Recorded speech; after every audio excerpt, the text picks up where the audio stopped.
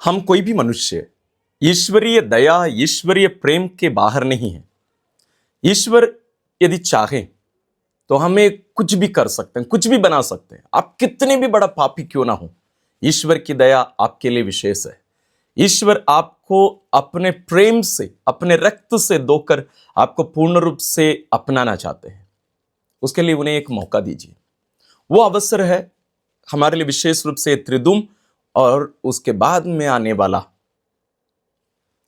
जो दूसरा इतवार है ना, पास्का का दूसरा रविवार जो आता है, जिसमें हम ईश्वर की दया का महोत्सव मनाते हैं।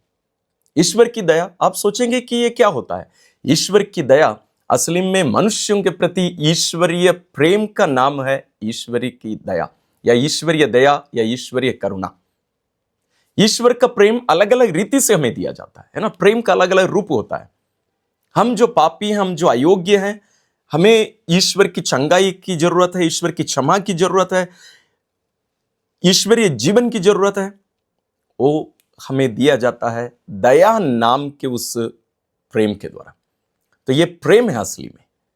तो इसलिए हर वर्ष असली में ये जो त्योहार है, ये सबसे महत्वपूर्ण एक पर्व में से एक है। प्रभु यीशु संत फौस्तीना को जब दर्शन दिए थे, उन्हें बात ये किए थे कि कलीसिया को बताने कि उस दिन को यानी महोत्सव के रूप में, ईश्वर के प्रेम, ईश्वर के दया के महोत्सव के रूप में मनाए।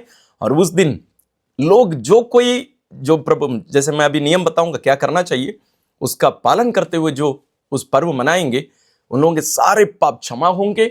और वो कितने भी बड़ा पापी क्यों ना हो, उन्हें पश्चाताप और प्रायश्चित और नए जीवन का वरदान मिलेगा। करना यह है, कल से यानी गुड फ्राइडे से नवरोजी प्रार्थना, दया की माला बिंदी करके उस प्रार्थना को करना है, पाप स्वीकार करना है।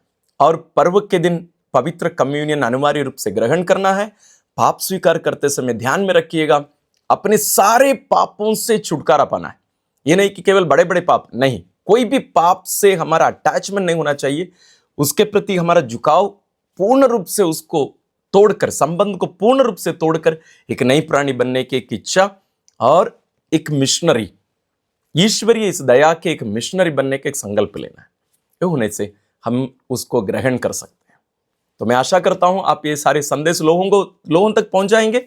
और हमारे चैनल में हर दिन 3 बजे नवरोज प्रार्थना भी होती है। अधिक जानकारी के लिए वीडियोस देखिए। धन्यवाद।